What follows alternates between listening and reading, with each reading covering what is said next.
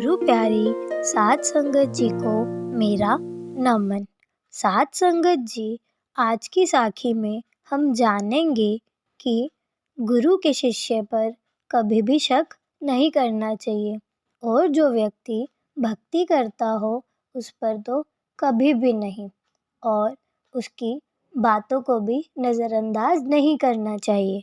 तो आइए सुनते हैं आज की साखी।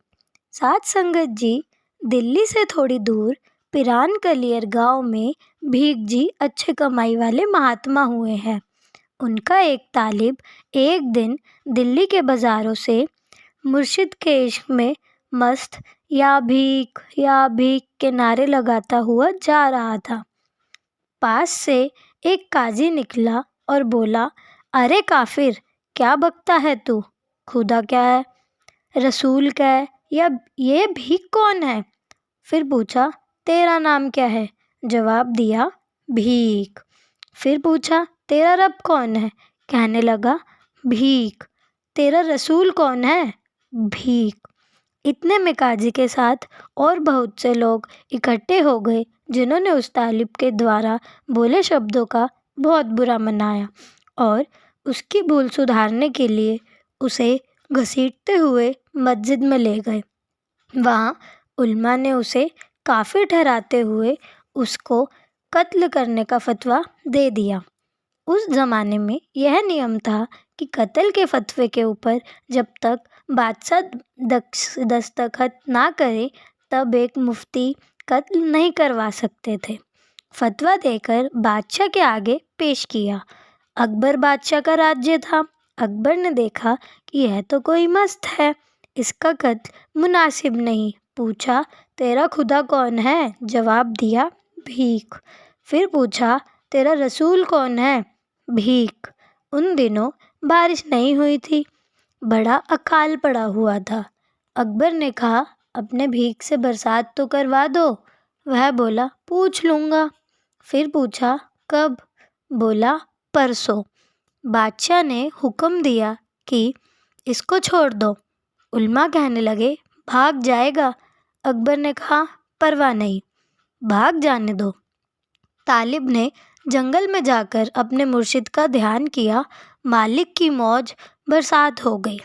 अगले दिन वह खुद बादशाह की कचहरी में हाजिर हो गया। बादशाह ने कहा कि बारिश हो गई। वह बोला, भीख ने करवा दी। बादशाह ने कहा, कुछ मांगो। वह बोला, भीख के सिवाय मुझे किसी चीज़ की ज़रूरत नहीं। बादशाह ने उसका मुर्शिद से इतना प्यार देखकर 21 गांव का पट्टा उसके मुर्शिद के नाम करवा दिया और अपने नौकरों के हाथ पट्टा साईं भीख के पास भेज दिया। यह देखकर सब हैरान हो गए कि उस तालिब ने पट्टा वापस बादशाह को लौटा दिया और कहा, हुजूर, मेरे मुर्शिद की नज़रों में इन गांव की कोई अहमियत नहीं, क्योंकि यह सब दुनियावी चीज़ें हैं। मैं बड़े अदब से इन्हें आपको वापस करता हूँ। अकबर बादशाह महात्माओं की इस प्रवृत्ति से अच्छी तरह परिचित था, फिर भी उसने अपने कुछ आदमियों के हाथ वह पट्टा भीख को भेज दिया। फिर जब तालिब अपने मुर्शिद के पास पहुंचा तो मुर्शिद ने पूछा, देख, तूने क्या मांगा? बारिश।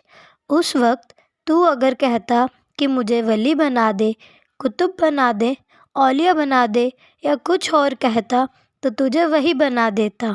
जिस वक्त तूने मेरा ध्यान किया, मेरा ध्यान अपने मुर्शिद में था और मुर्शिद का ध्यान दरगाह में। तालिब ने कहा, हजरत, मुझे किसी चीज़ की ज़रूरत नहीं, मुझे तो सिर्फ आपकी ज़रूरत है। तो देखा साध संगत जी आपने, ऐसा होता है सच्चा शिष्य, जिसको अपने गुरु के अलावा किसी और चीज़ की इच्छा ना हो। मैं केवल तेरी मौज में ही जीता हूँ, मेरे होठ केवल तेरा गुणगान करते हैं। हे प्रभु, जो कोई भी तुझे वास्तव में जान लेता है, तेरे सिवाय सब कुछ त्याग देता है। साध संगत जी, जिस दिन हम भी अपने गुरु को अच्छी तरह जान लेंगे, हम भी उस दिन अपने सब चीज़ें त्याग देंगे, पर उसके लिए हमें थोड़ी मेहनत तो करनी पड़ेगी ना। जैसे बाबा जी ने हमें नाम भक्ति के लिए कह रखा है, वो हमें थोड़ी तो करनी पड़ेगी ना, तभी हम अपने गुरु की मौज अपने ऊपर ले सकते हैं। तो साध संगत जी, हमें भी चाहिए नाम भक्ति को पूरा समय दें और बाबा जी के हुक्म में रहे। मिलते हैं आपसे एक नई साखी के साथ।